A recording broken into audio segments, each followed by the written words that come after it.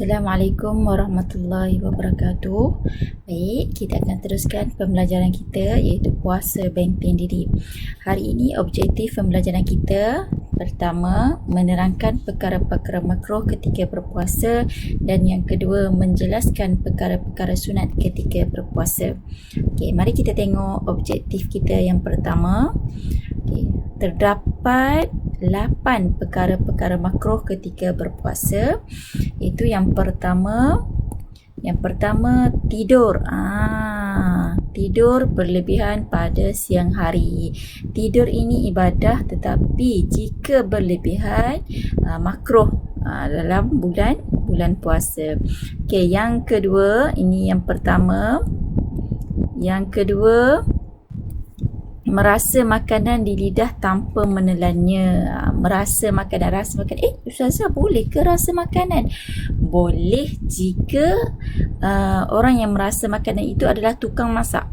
Tukang masak, dia yang memasak. Okay? Dia yang memasak. Jadi dia boleh rasa makanan di lidah. Sebab sensor rasa kita di lidah kan. Boleh rasa makanan di lidah tapi tanpa menelan. Kalau dia telan, puasa itu jadi batal. Tapi kalau dia tak telan, dia rasa makanan dekat lidah, kemudian dia ludah dan berkumur, hukumnya adalah makruh. Okey. Yang ketiga, berkumur atau memasukkan air ke hidung secara berlebih-lebihan. Ni ketika berwuduk lah. Kan perkara sunat ketika berwuduk ialah memasukkan air ke dalam hidung. Jadi sekiranya memasukkan air ke dalam hidung tu secara berlebihan, maka hukumnya adalah makruh. Okay, yang keempat, mandi wajib selepas fajar. Mandi wajib selepas fajar. Contohlah awak period dan baru boleh solat dan boleh puasa kan. Jadi awak sahur dulu baru awak mandi. Kita je dah masuk waktu subuh baru mandi. Hukumnya adalah makruh. Okey, hukumnya adalah makruh. Puasa sah tapi makruh. Okey. Seterusnya yang kelima, berbekam. Tahu tak berbekam ni apa? Berbekam ni yang mana kita guna cup tu kan. Orang guna cup letak kat badan untuk sedut darah kotor keluar. Berbekam ketika bulan Ramadan, ketika berpuasa di bulan Ramadan ataupun puasa sunat, jadi makruh lah. Okay, yang keenam, mandi secara berlebihan untuk menyegarkan badan. Panas sangat ataupun dahaga sangat, macam mana lah nak buat ni, pergi bilik air lah mandi jirus badan. Tapi secara berlebihan makruh lah, tak boleh berlebihan. Okay, yang ketujuh, melewatkan berbuka. Tak boleh kena ambil yang perkara sunat, iaitu mempercepatkan berbuka. Okay, yang ke-8, bukan tak boleh melewatkan berbuka ni, boleh tapi makruh lah hukumnya.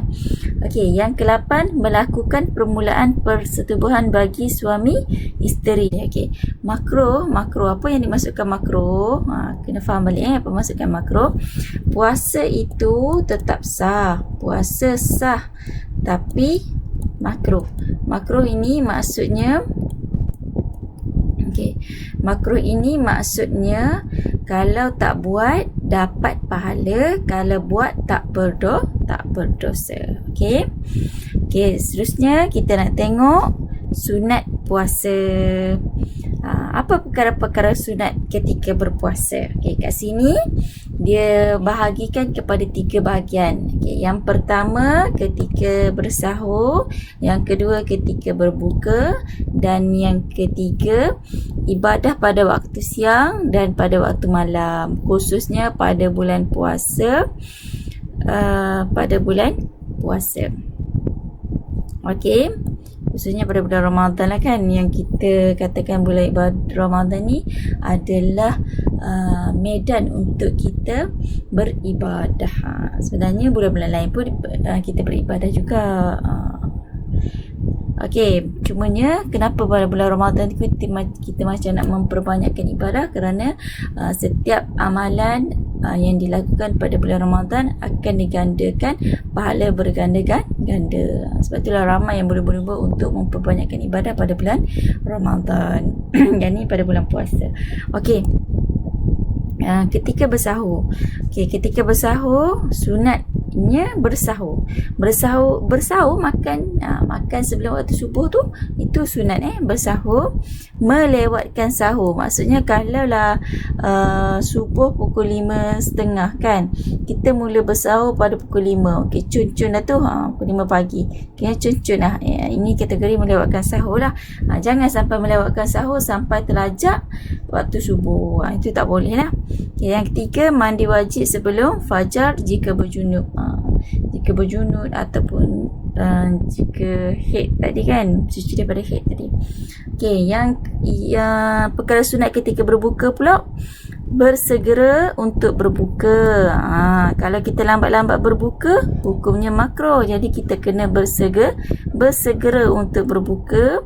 Yang kedua, mendahulukan kurma, air atau makanan manis ketika berbuka. Okey, sunat berbuka puasa dengan kurma dulu. Kemudian membaca doa. Doa berbuka, iaitu Allahumma lakasumtu wa ala rizkika aftartu zahaba az-zamma'u wa batallati uruqu wa thabatal ajru insyaallah. Maksud dia apa? Indah sangat maksud dia. Ya Allah, kerana-Mu aku berpuasa, dengan rezekimu aku berbuka, hilang dahaga dan basah urat saraf, dan tetaplah pahala dengan izin-Mu. Okey, apa lagi ketika berbuka? Perkara sunat, itu yang keempat, menjamu orang lain ketika berbuka puasa walaupun dengan sebiji kurma. Okey, kalau kita nak jamu di musim Covid ni, tak boleh lah, sebab tak boleh menziarahi kan, tak boleh berkumpul ramai-ramai. Jadi sedekahkanlah makanan tersebut. Susah lah Ustazah nak sedekah banyak-banyak. Tak perlu banyak-banyak, sikit je bagi kat jiran sebelah ke, bagi je lah apa-apa yang sikit kan.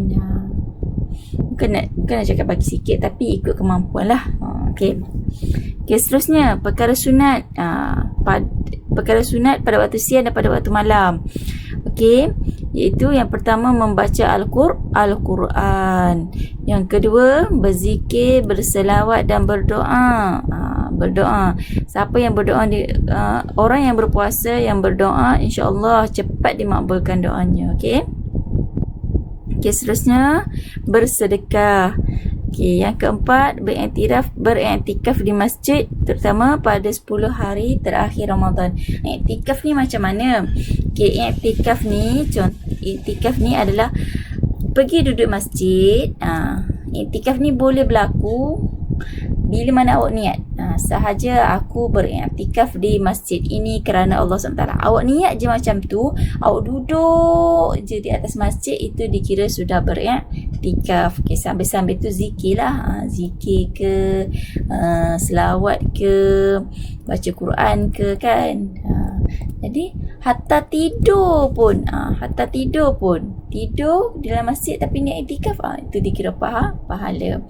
Okey, yang kelima, apa kelima? Yang kelima, menahan lidah daripada perkara yang haram seperti mengumpat dan berbohong. Okey, kena tahanlah diri, jangan nak sikit-sikit nak cakap pasal orang kan. Nanti kurus puasa orang kata kan. Okay, jadi tahanlah lidah kita untuk mengumpat supaya kita dapat pahala sunat tadi. Okay, yang keenam, menahan diri daripada perkara yang memberahikan seperti menonton video lucah dan melihat buku bukan mahram tanpa sebab. Okay. Yang ketujuh, solat tarawih dan witir waktu malam sahaja. Okay, solat dan tarawih dan witir. Kita kena rebut, kena sentiasa bersemangat, kalau malas-malas macam mana pun paksa juga diri untuk solat tarawih. Kerana apa? Kerana specialnya solat tarawih ni hanya berlaku hanya kita boleh lakukan pada bulan Ramadan. Okey. Ustazah haraplah Ramadan yang lepas awak rajin solat tarawih, dan Ramadan yang akan datang makin rajin untuk solat tarawih. Okey, ini adalah perkara-perkara sunat ketika berpuasa. Okey. Itu sahaja. Jika ada sebarang persoalan, bolehlah WhatsApp Ustazah secara personal. Jadi kita dah settle perkara-perkara makruh ketika puasa, yang mana tadi ada 8 perkara, dan yang objektif kita yang kedua menjelaskan perkara-perkara sunat ketika berpuasa. Okey, itu sahaja daripada Ustazah. Assalamualaikum warahmatullahi wabarakatuh.